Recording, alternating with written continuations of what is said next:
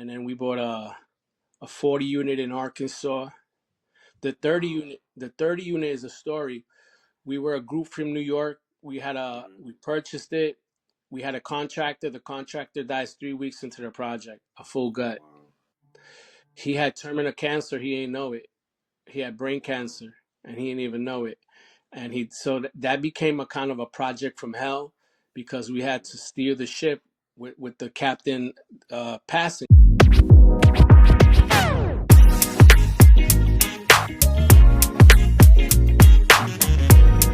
All right, what's good? This is my inaugural podcast. I'm here with my man Money Making Mondo out of New York City. I'm just excited to have you here today, man. Let me tell you a little bit about Mondo. Mondo and I, we met a few months ago. We're part of a community called the Owners Club, and met him at the retreat in Phoenix, Arizona. This guy was walking around like he's a vision caster, like he's an artist by trade, but he came in to the retreat with a card in hand saying thank you to the staff. Now, this is on day one. Like, he comes to the retreat already in a state of gratitude, giving thanks to the staff for putting the event on. Now, he began like he had to create this before he even arrived. So like that just talks about like the way you think and the way your mind is crafted.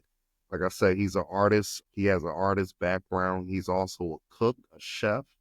But more importantly, where he's at now, like those are things he already achieved and he already worked through in life. But what I love about him most is like where he is at now and the trajectory that he's on to where he's going.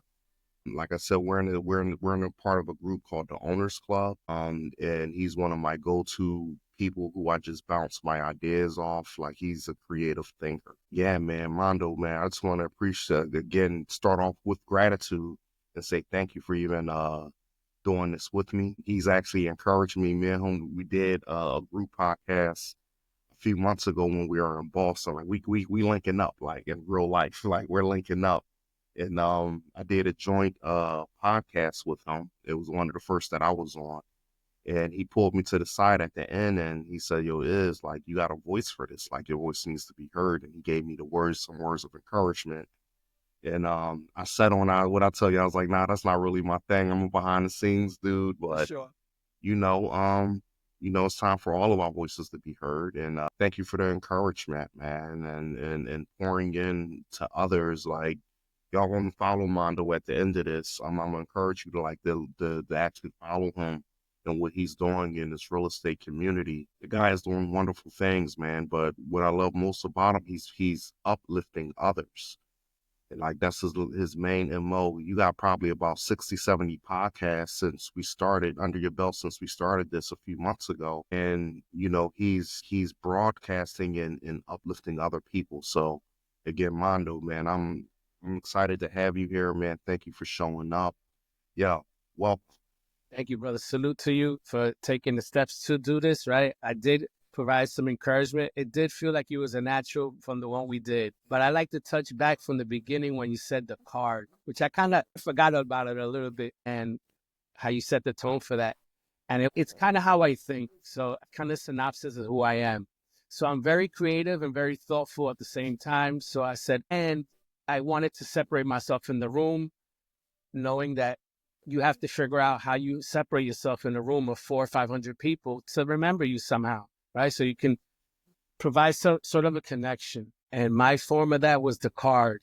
I said, how do I figure out how to do this? So I figured out, let me go to Amazon, get a big card. If there's any such thing. I found it, I packed that sucker. And then that's how I started making my connections, because I knew this is going to be a long run. We're going to be here for a long time. And I just want to be, hey, you remember the guy with the card? Yeah, that's Mando, right? So that's kind of what happened. And it was about 400 of us. And I only got about 110 signatures because the room is so big still, right? And it's hard to get around. But it was just something that I wanted to do also, to thank the people that do the work behind the scenes that don't get recognized as well. Mm-hmm. Right. So that's kind of was the initial intention, a way to communicate who I am and people remember me as well. And it was something fun to do, right? Something I believe we create our own traditions and norms, and we're the culture, right? So I Right. think that was a first step that I think it felt like creating our own culture. Even before it happened, I think like this, that circle back to Boston when we were on retreat. Shout out to Jim. Jim Vanny was also signed my card. He gave Pace a little statue of a peace sign, just a form of gratitude from the owners club members in recognition of all the work he does, and something to put on his mantle, on his table, whatever. And I just thought it was I think I had a small piece in that, maybe subconsciously, to create set that tone of gratitude and giving, that I think maybe Jim, maybe, so like I said, subconsciously, wow, I remember doing that. Let's carry on that tradition. So that's why I go back to tradition and culture. We set that tone, right? Right. So nobody else is going to do it. We are the ones, right? We are the ones. This is ours. So yeah, so that's, I wanted to circle back to that. And yeah, thank you for that. And I do by nature do a lot of encouraging as well. It's something I believe I get from my mom innately. It's just in my cells. And it doesn't take much to encourage someone. It doesn't take Um, nothing. Just a kind word, pat on the back, a salute, congratulations. You never know how that other person on the other side might receive it, right? right. Right. So it's not even, because you could tell when somebody comes at you negatively with a negative comment on what you're doing, what you're trying to accomplish, and they project that bad energy. Sometimes you receive that as well. You be like, oh man, that's not what I want to hear. And now you got to filter out that energy, because now you may start second guessing yourself or whatever, right? Because that energy transfers. So It it's the same does. way with being positive as well. The energy transfers as well. And I think that's kind of what happened with us. I gave you that message. I thought you had a voice, and you was like, "Nah, that's not me. That's not me." And then you called me out of the blue and said, "Yo, I think that's me." Say so. Yeah. So I just felt that you were natural, brother. Honestly, I thought you have a way of conversating, and I think it's just not turning on the lights, and the rest will take its course. Yeah. Yeah. Yeah.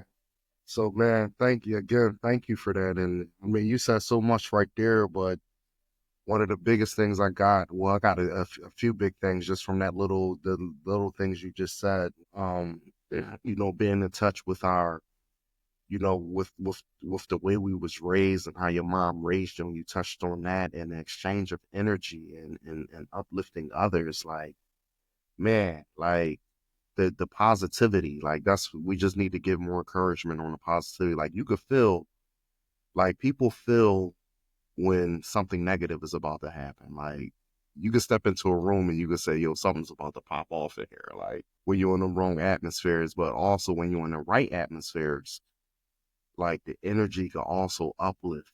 And that's where more people need to get to, is like uplifting others and the words of encouragement. And I appreciate, shout out to your mom for raising you the way she did, because it's paying off, man. And I know, like I said, I know where you're going right Yeah, yeah. Again, it's just being kind, being humane, being uplifting. Does, like I said, doesn't take nothing, and I don't think it's the only way to be, I believe, just to encourage. And if you don't have anything good to say, just don't say it at all, and just keep it moving. Sometimes we want to be opinionated. Yo, don't do that, that's not now. it, whatever. I guess sometimes you can then opine and say your opinion as well, because I'm very opinionated as well. So I have to be very, very mindful to just stay on the positive side. You know what I'm saying, brother? Because No sometimes doubt. you see something, you want to say something, but you don't know how it's going to be received. So sometimes you got to bite the bullet and just let them learn at their own pace, at their own course. And maybe people have to go through their own experiences. And some That's people right. learn through observation, and some people need to go through the moment to then figure it out on their own. So Yeah, I kind like of, calling to bump your head. Some people need to bump their head to find out. yeah, it's all love. It's all love. It's part of the process, and hopefully there's a lesson behind bumping your head. You don't stay there just Right, bumping, right? So right. that's kind of what you hope for. But yeah, my mom, speaking of her, she passed 7 years ago, but she was the Mm, inspiration for me being in the space in real estate. I learned the trade from her through observation. She was an investor. So I had growing up, well, when I got older, I realized, you get older, you see your life, and you be like, you start observing it. Oh, this is how this was, this how that was. So my mom was very optimistic, very curious, very trendy, very hip. Always wanted new information, want to learn, and try something new. My dad on the opposite side wasn't that. He was a no nonsense guy, a mean potato type of guy. Worked 40 years and never call out sick. Just stay on the Mm-hmm. grind. Had a great work ethic. But in regards to investing and stepping out and learning new ideas and having new experiences, that kind of wasn't his thing. It wasn't out. So my mom here in New York, I'm in Brooklyn. She used to always look at buildings. Oh, I like that. We should buy that. Oh, this is cool. We should, that as a kid. And my dad was the first thing was like, no, no, no. So he wouldn't inject his negative beliefs all the time. And Right. but what I realized that he was a dream killer. But what my mom did, she didn't let her dream die through his words. So she just pivoted. Again, she was very creative. She said, you know what? My mom was Costa Rican. So every summer as a kid, we used to go to Costa Rica, and her sisters, my aunts, used to have stuff for her to visit properties, farmlands, all type of stuff where she would go purchase land or what, coffee fields, strawberry fields, build, and she would build ground up units, hold them, eventually sell them. So she did all that throughout the years. Again, she didn't let her dream die just because he said no, right? Right. Because he's going back to the energy and the transfer of Yeah. energies.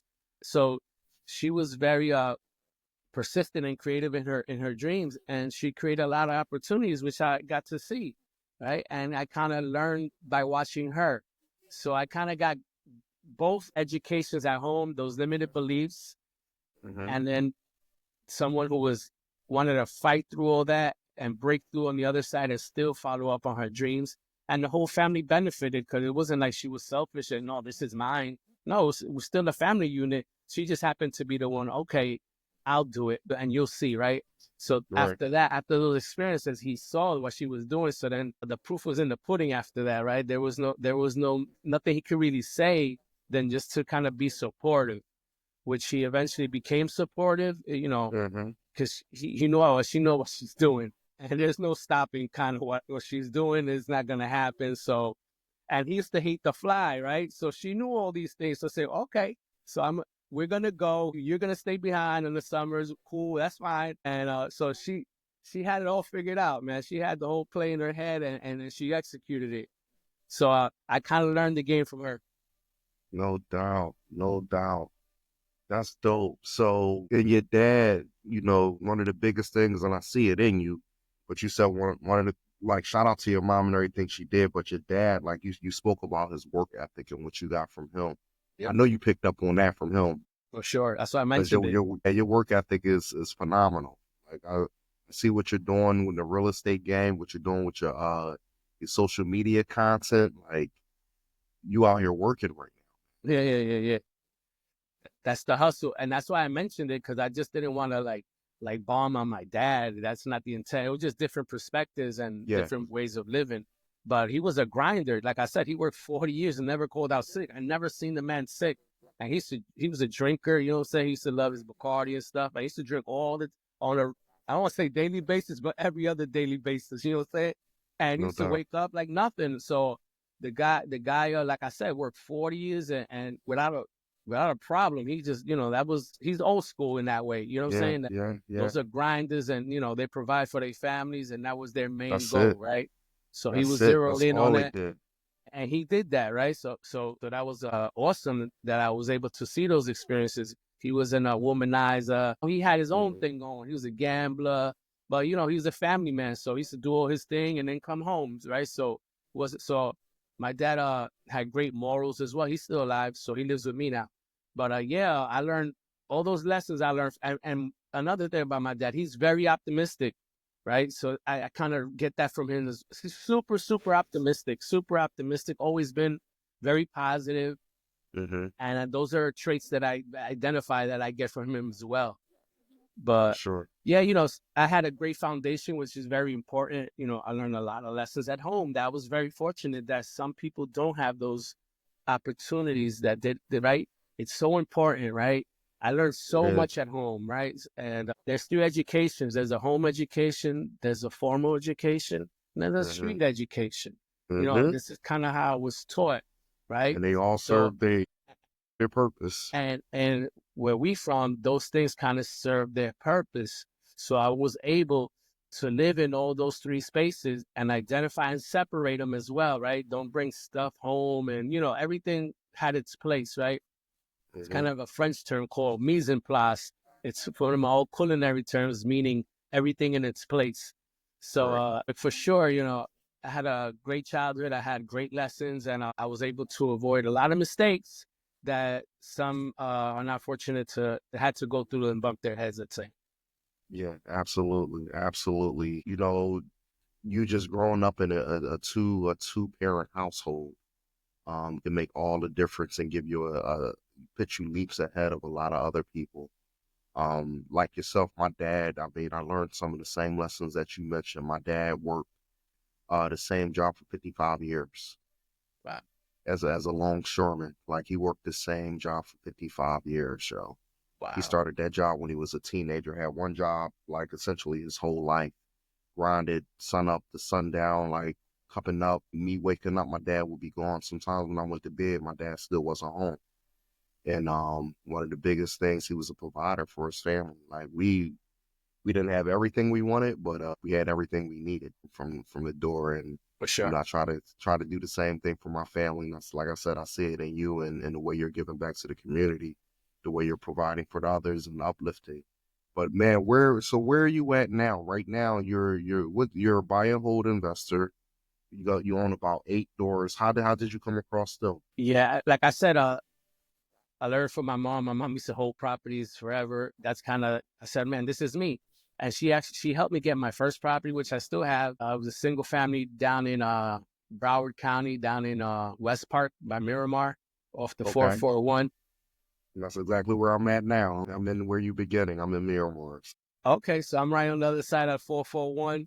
There used to be an old Lexus dealer by a gas station back in the day. I don't know how long you've been there, but there's like a Home Depot five, about 5 minute drive up to Pembroke Road, I believe it is. Uh-huh. Yeah, I've had that property since '99, I believe. When I purchased this, she helped me walk through it.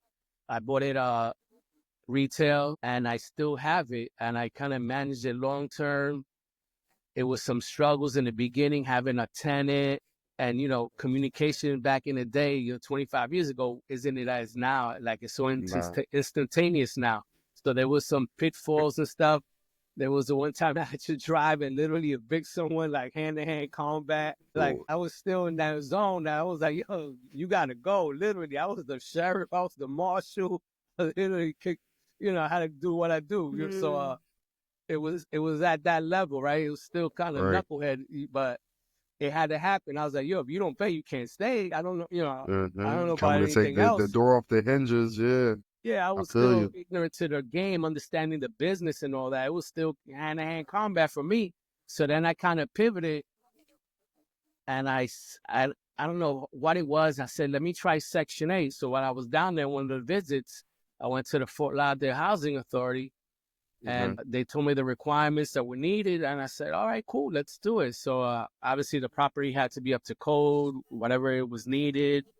No major things. If it fit the bill, then you can Section 8 it. And that's kind of what I did after that first tenant from hell. I was able to bring in a family, which they were there for years, and I had no problems.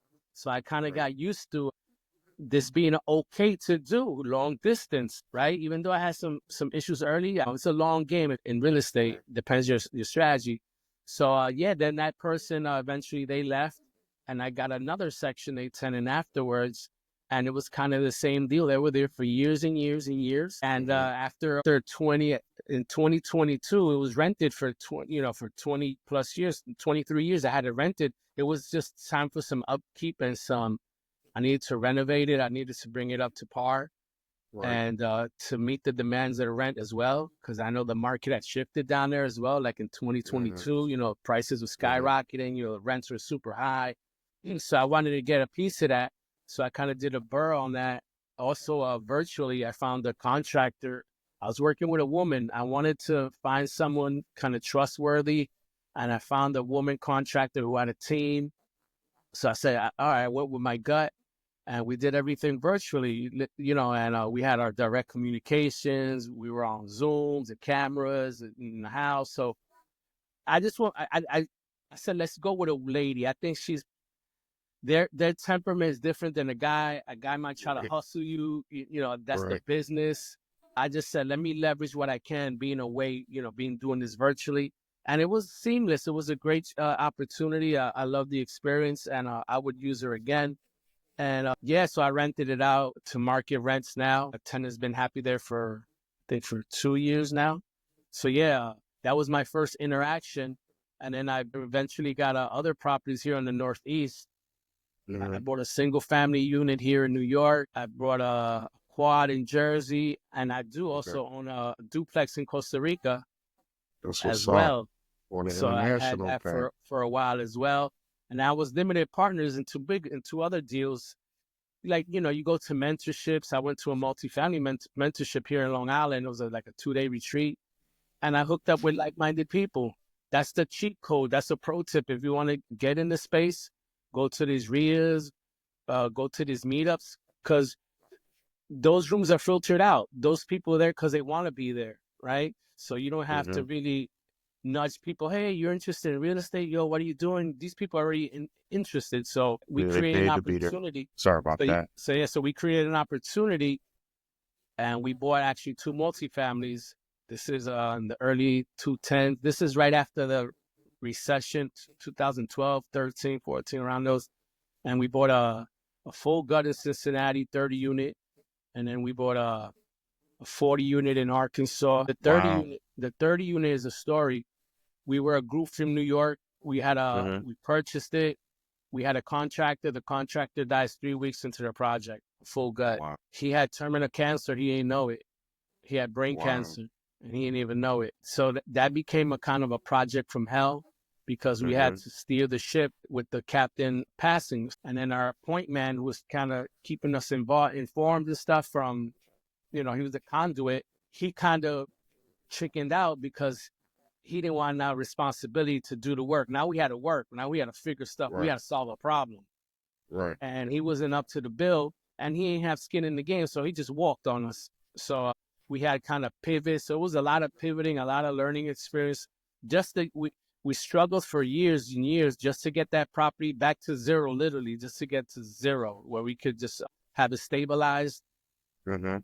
And then we exited it right prior to COVID, which was great. And the 40 unit as well, that was more of a light stabilization, just some uh, minor upkeeps, some Right. renovations on some of the units. It was more also a lot of exterior work just to bring safety to the place, because Okay. it became sort of like a drug haven.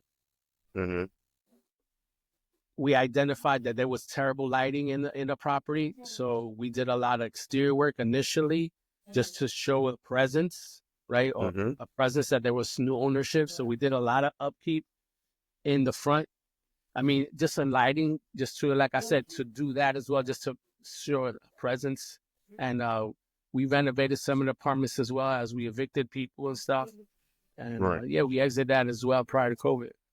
But yeah, that's been No. my kind of life in real estate. And now I'm kind of pivoting into the affordable living space, the co-living space, as we call it.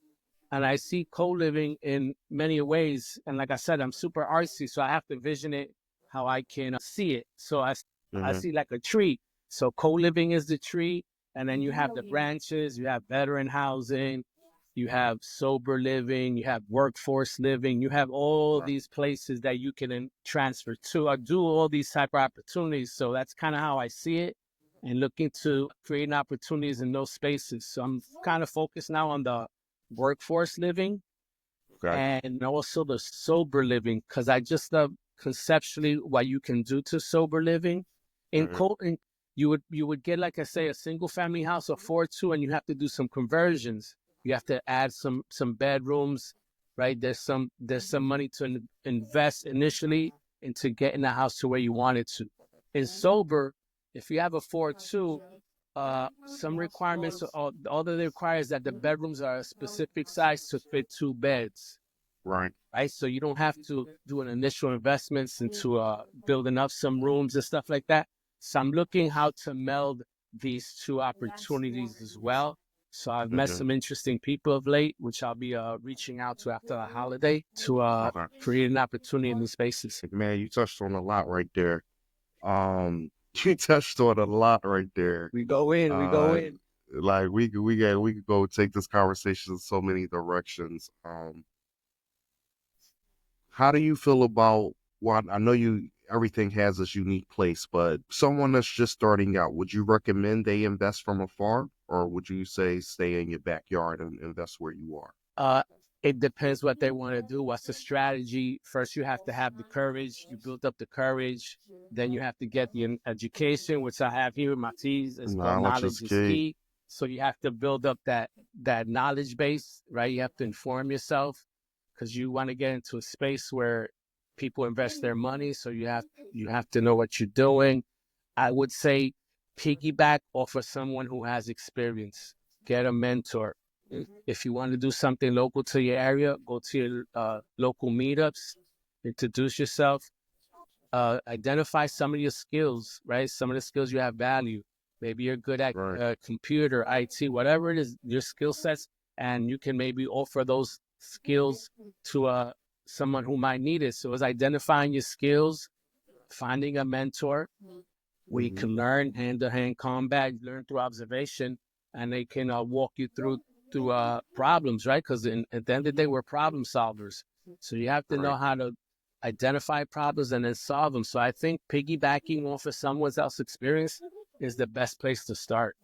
Absolutely. And I mean that's gold in itself right there. Like the whole point of having a mentor, guys, is so they could cut down on your learning curve.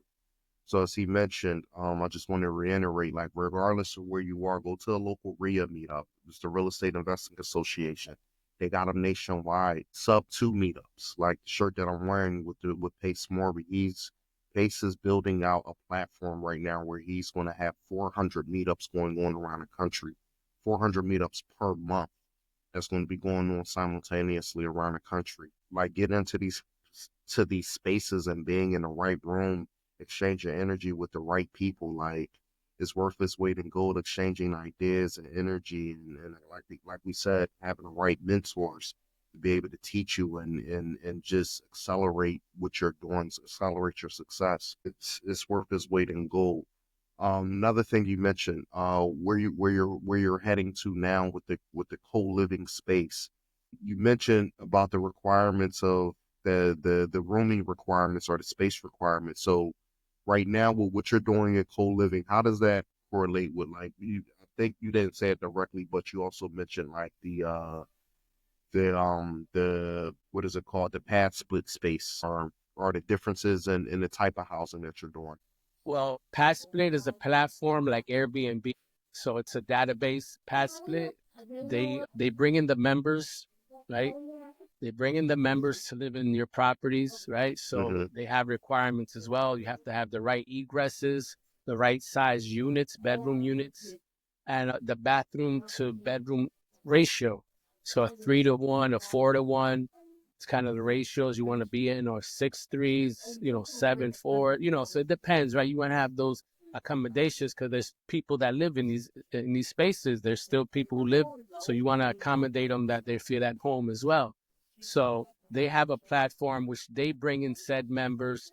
They charge a fee, an initial fee to get them in, and then you just manage the property. Whatever happens in the property itself, physically, you have to then handle those duties. You have to repair the toilets, whatever it is. That's your job as the owner. Or you want to put a property manager in place where you don't get those calls directly, and then Mm-hmm. you write those margins into your cost. Then you hire a property manager, and that property manager local to the area will handle those problems where you just manage the managers. So Right. that's one space that you can get in working with a platform like PadSplit. Mm-hmm. And then there's this sober living, which there's a nationwide program called Oxford House that I just learned about recently doing a podcast with my friend Adam Colburn. Shout outs to Adam. He's doing this model in Tennessee. Tennessee. I had him on my podcast a couple months ago, and then I had him on. We did another roundtable podcast that I do recently, and that's kind of had like a aha moment. Once he repeated it again, it kind of. And he said And he just said something very simple in conversation. Why would I have to do all this, add bedrooms and all that, when I just need the right requirements of bedrooms and I could put 2 beds? You know what I'm saying? I don't have to do all Right. that additional work. And it just rung a bell to me. I said, you're right. It's the same model, right? Oxford House is the platform where they bring in the members, and these are people who have addiction issues, right? Who are transitioning. So now they're looking for spaces to live. So I was like, it's the same model, right? You're providing a service. It's the same model. The past is more of a workforce model. People Right. at certain ranges of salary who can afford a bed, an apartment on their own or a house, let's Mm-hmm. say, because of their Mm-hmm. salary constraints. So they rent by the rule until they could get on their feet in a better situated, where it could be better situated. And sober is more, they're going through a situation. Now they're transitioning to a new space, hopefully a new opportunities in their life. So they provide those opportunities, Oxford houses. So I was like, wow. So I just was amazed. I said, you know what? Adam's right. And I just like both models. So I actually was in a Zoom recently with a builder as well. And it was very interesting that the builder says we build the house ground up for the parameters of we build them as co-living spaces. So ground up, build up, all the units have a bedroom in place. I mean, a bathroom and a Bathroom. bedroom, right? So it's called like a suite, right? So they have their own Mm-hmm. privacy in their own rooms, and it's built ground up, but it's built traditionally as a single family home of 4-2, let's say. But on the common areas, the living rooms, the dens, those areas that are common, there's spaces that are already identified and built with those fixtures, plumbing fixtures, the accessibility to then retrofit them into a bedroom and bathroom as well after you refinance the process, right? Because traditional lenders are not gonna understand. They're gonna see this a boarding house or what is. So you want to kind of be lender friendly to get this across the table to the finish line. So then after you kind of went through those processes, you can and then just retrofit those pre-existing units now into bedrooms because the fixtures, everything's been put in place. All you gotta do is seal them up, and now all these rooms have a bathroom and a bedroom in place, Wow. which I kind of like that model because I like that sense of privacy a little bit better because you have Right. to then see yourself living in that space. Do I want to, even though sometimes you have no other choice, right? But I Mm-hmm. just think as a level of comfort and maybe even having a tenant longer term, having a bedroom and a bathroom in place provides sort of a home, right? Even though it's Mm-hmm. a set room size, it still provide a lot, some level of privacy. So I just kind of love that conceptually. So now I'm just turn a year. I'm gonna follow up. I've got some Zooms set up to just expound on these ideas, and I just feel that there's something there. So I just want to build upon that. So we actually got builders in place that could build out, actually build ground up these units as we need them to maximize our rental income. There is set spaces. They have their own strategies, their own systems, how they work, because they go into areas that haven't kind of been, let's say, gentrified as yet. Right. So if these neighborhoods start to, they have, like I said, their model. So if the residents maybe start to transition into neighborhoods that gentrified it, you can just retrofit it into the existing family house that it was, and you can sell it or rent it as one. Or there's ways that you could do it, and you kind of purchase the land as well. So there's another piece to it, which is the land, right? So you kind of looking Mm-hmm. to buy the land as well. You're looking to buy land and then build up on that land. So it's different things that you gotta have to identify. You have to identify where places are gonna be gentrifying, let's say. So you gotta Mm-hmm. follow. So there's plenty of little pieces that I'm still trying to connect, right? So it's kind of a land buy as well. And where are these strategies working at? Where are these houses already being built, which is in kind of Houston and Dallas. So I'm not Mm-hmm. trying to see if I can maybe arrange a trip while we're in Dallas for March that I can see some of that stuff on my own. And I've spoken to some owners club members who did go and visit their facilities because they're out of Texas. So I spoke to them this week just to get some feedback, Okay. what they thought about what was happening, Right. and they were very positive on what they saw and their experiences. Not just building out, see if we can create an opportunity as well in that space. No doubt. So guys, like listening to what he's saying, like so many gems in that portion. But you know, plugging into the future plans of cities and figuring out where the laws are going. Like he's having the opportunity, he's looking into the opportunity of building out like this affordable living. I can't wait for affordable living, for housing to be affordable again, man.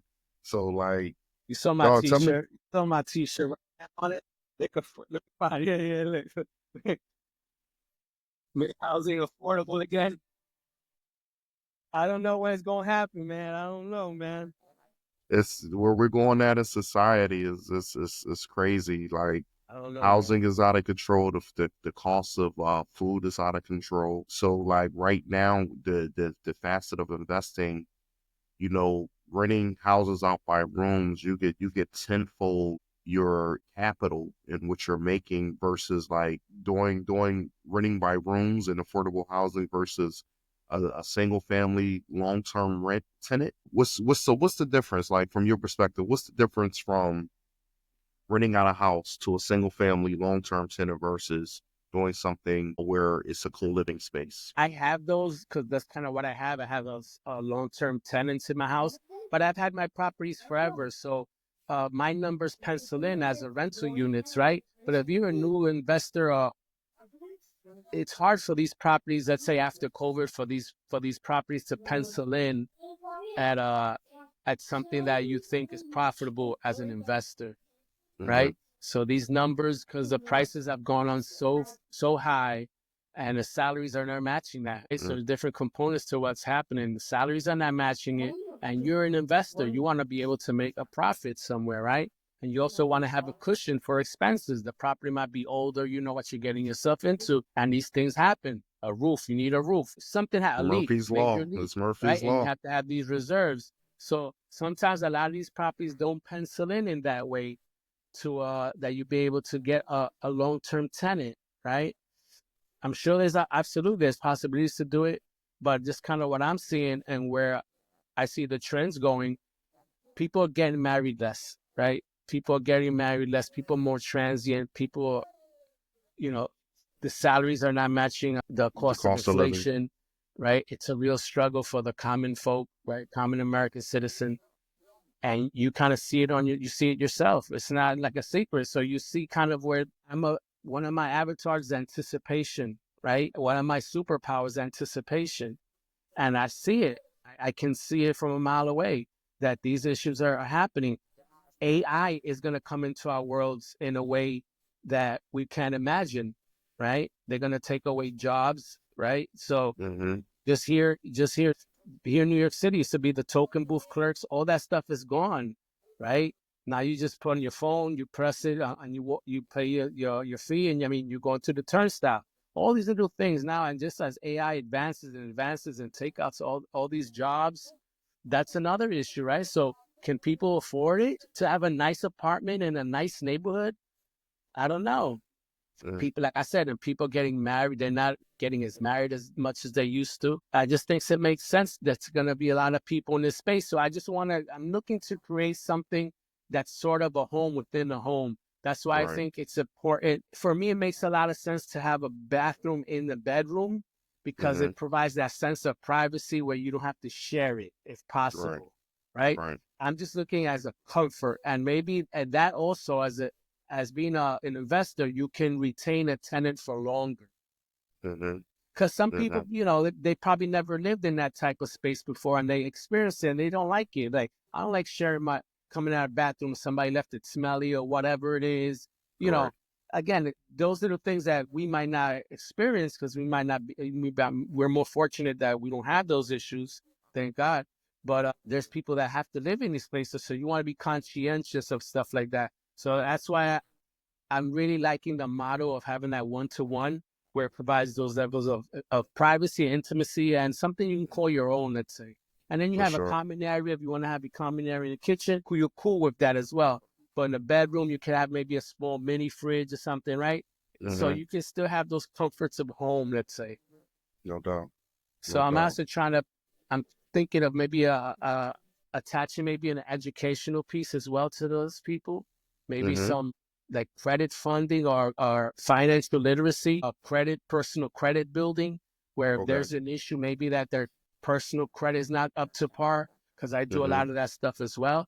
So I'm even looking to if there's a way to connect some financial literacy that maybe they're interested in, that they can then be a Tap into part of that that as resource. well. I was thinking of doing that even through art, even just through art, providing like images of positivity, even like even literacy, financial literacy through art in the wall, right? That they Mm-hmm. can just see it. And after a while, they'd be like, oh, maybe there's something here. So there's a way that you can impose yourself on someone in a positive way that they don't even know it. So I was Yeah. thinking through art, right? Canvases, right? Because you see something and you have aha moments, right? Right. So I was even imagining of stuff like that as well to open up people's horizons. Planting them seeds. For sure. Planting those seeds, Yeah, and like you said, like we said earlier, starting off with being in the right environment. So putting these paintings up on the walls with these key concepts where they're looking at it every day, just tattooing it into their minds, like it's all about the environment, man. And for sure. I dig what you're doing, so I just want to applaud you for where you're going, like where you're at, where you come from, and to where you're going, man. I just want to applaud you. So you showed me one of your T-shirts. Show me a little bit more about. Tell us a little bit more about your T-shirt lines and what you're doing with that. So as I said, as you know by what we talk about my history, I don't think we talk about DJing, but I used to DJ as well here in New Mm-hmm. York. I went to culinary school. When I got accepted to my high school, I had to draw. We had to draw a piece to get accepted. You had to submit an art drawing to get accepted into high school. It's called Fashion Institute of, and I got accepted into that school. So I've always had that bug, that artist bug in me. Being in this community and being in Pace's mastermind, he kind of woke in something dormant in me. I think he has that ability to do. He And does. I always wanted to create sort of a merch line. Let me tell you, in 2000, this stuff wasn't common that you have your own brand and your own line of gear, clothes. This wasn't it. Either you had Mm-hmm. Sean John or Rockefeller or Cross Colors, whatever it is, Mm-hmm. Benetton. But now kind of everybody has their own merch line. So I always had these ideas. And in 2000, there was a screen printing school in Scottsdale, Arizona. So they would send me like CDs I would play and it would show you how to screen print. So I had ideas, but I never followed up, right? I just thought it was too much how to get all this equipment and stuff, but I never followed up. But I still had that dream in me to do that. I just wanted to create something in that space. So kind of being in Pace's community, I said, you know what? Let me rehash that. And it's kind of a fun project, but I'm very passionate. So I created sort of a merch line, which not a sort of I have, just kind of geared to a more niche, which is us in real estate. So I created Mm-hmm. pieces as you see here as a Yeah. deal, and you see a chest piece with a King. crown on top.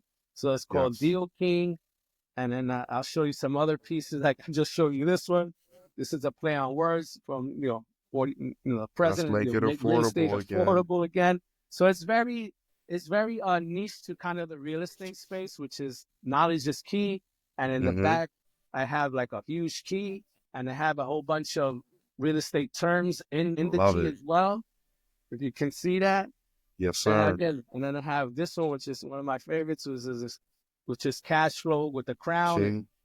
Cash And then flow I have kings. I have tons of graphics. I have tons. So this is creative, sort of creative deal with the chess pieces as well. And then it's something I've been growing out. Been a process. You go through experiences, and like Pace says, you're gonna go through turbulence, right? But if you Mm-hmm. really want it, you follow through the turbulence, right? You grow through the Absolutely. turbulence.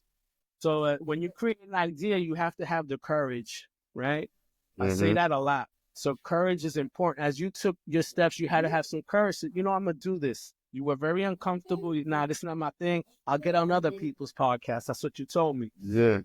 right? So I was like, Right. cool. But then you built up a courage. You said, you know what? I got this. Let me call my boy because he was the one that would talk to me about it. I know how he moves, so we're gonna do this. So I'm in the same space. I created an idea, and then I said, how do I execute it? So I find my who's, not how's, right? It's another Right. something that we also discover in this community. So I find some graphic designers that I like on Instagram and stuff like that. I have my little secrets how to find artists, and I did, and I just kind of give them my ideas. I use Fiverr as well, but IG has been very helpful to create my vision. And I just give them ideas and they kind of perfect what I'm thinking of. And then I just create a print on demand store. So it's a print on demand store. I'll hopefully be live sometime in January. Okay. Well, you have my links to get my products as well. And I'm excited for that, just to create something I don't think has ever been created, which is a real estate specific brand, Mm-hmm. right? So that's kind of what I'm imagining. So I have a big dream. You have to be a dreamer, right? So you You have to do. create something where no one's created. I like to work out a lot, and when I go to the gym, I'm very folding all these pieces. So when I go to the gym, there's this brand called Gymshark, Mm-hmm. right? So I said, wow, there's this brand specific to working out. And I followed them for a while and I saw them on YouTube and stuff. And they do like events. I saw that they did like a community event in Miami. They do like a training events outdoors and stuff like cross training. And the community comes out like, oh, is a fitness community. So they created a brand, but a community as well. So what I did, I kind of mimicked, shout out to them. I mimicked what they did. And I wrote my business plan with my business associate, Chat GPT. And I wrote out a business plan that I have saved on my chat, which is kind of mimicking or looking at how Gymshark created their brands. And I'm Mm-hmm. kind of created something real estate specific, kind of to what they did, creating a brand and then attaching community to it. Right. Right. So, like I said, and we have what we do, which is real estate, but you can't do this alone. Right. So Mm-hmm. this is a hand to hand relationship. You got to know people, meet people, leverage people, partnerships. So this is a community based business as well. So I said, you know what, let me create something that's never been created, a real estate brand based around community as well. And the vision was that gym brand that I see a lot when I'm in the gym. So No doubt. I said, let's go for it. And Okay. and it's gonna grow when people appreciate what it is, the mission, the values, right? And again, we're in the inception, and we're just building it out, telling the stories all we want to be. Money maker Mondo. We've been talking almost 50 minutes now. Um, and man, like there's so much more I want to ask you, but we're gonna have to save that for another episode. Yo, you dropped so many gems. I just want to say I appreciate you for that. How do people follow you and how do people contact you? I have something to say about that as well. I have a YouTube channel called The Real Estate Deli. So it's a Right. play on New York, the deli, my culinary background. So it's called The Real Estate Deli. I'm proud of that. I've got like 25 episodes. I'm reaching out to a lot of new people as well, just to bring in a lot of value. So I'm excited where that's going. And my IG is called Money Making Mando. But let me tell you a short story before we get off. I Mm-hmm. changed my name yesterday, right? So my name initially was Money Making Mando, which was a play on a movie called Paid in Full, which was Money Making Mitch, right? Right. So that was where I got my name, Money Making Mando. And I wanted that initially because I joined this community. Again, something to stand out than Joe Schmo. People not going to kind of remember that. So I kind of created a moniker just to stand out initially, but I knew I was going to change it. I just didn't feel like it aligned with what I wanted to do. Where you going? So I switched it up and I switched it yesterday. So I Mm-hmm. said I'm gonna switch it on New Year's Day, but I couldn't wait, so I switched it up literally yesterday. So I switched it up to something more money making is still in my style. I tell no lie, that's my style. But I wanted to switch it up because I felt it in my heart. So I switched it to manifesting Mando, right? So now I'm looking to manifest Mm-hmm. and tell my stories through the manifestations that we just had today. And I just felt it aligned with more with what I wanted to go. Mm-hmm. So I literally Yeah. changed it so you can follow me at Manifesting Mando. No doubt. Yo, and listen, man. Manifesting Mando, I appreciate you for coming on and I love what you did with that. I see the vision, like I love it, like and we have to speak what we want into existence. Like words have power. Yes, And the they do. power of manifestation is The it's real thing. everything. It's The real everything. thing. So yeah, from money making to manifesting, I appreciate you, good brother. Thank you. I do, man, from my heart. Again, thank you for showing up and showing out today and sharing the gems that you shared with us. Again, I'm definitely going. This is my first episode, but this is going to be the first episode of many to come that you and I are going to do together. For sure. You know what I mean? So keep encouraging, keep manifesting. That's right. Um, Thank you. and guys, just think about what everything we spoke about from the exchange of energy. Y'all see what's coming off from the guy and the creative ideas that he has and where he's going to creating the environment and him being an encourager to me and to others. Like he's manifesting something much bigger. Like the last major topic he spoke about is becoming a big dreamer and dreaming big and being able to manifest and take on the things that we could barely imagine. Like you got a lot going on, man. So again, I just want to again I appreciate you manifesting, Mondo. Yo, this is the first of many to come, man. For sure. Salute to you. Salute to Salute to everything you you're as well, doing. brother. The Real Make Estate sure you Deli. go follow Listen, him as well. yeah, I'm gonna drop all his links. It's gonna be in the description of this video. I'll make sure you're able to connect with him, but look out for this king, man. He's the cash flow king. Yeah, I mean, good luck with all your real estate endeavors. And again, this is gonna be the first of many episodes to come. Sure. I appreciate you. We're gonna stop this recording. I'll see y'all on the next video. Thank y'all for watching.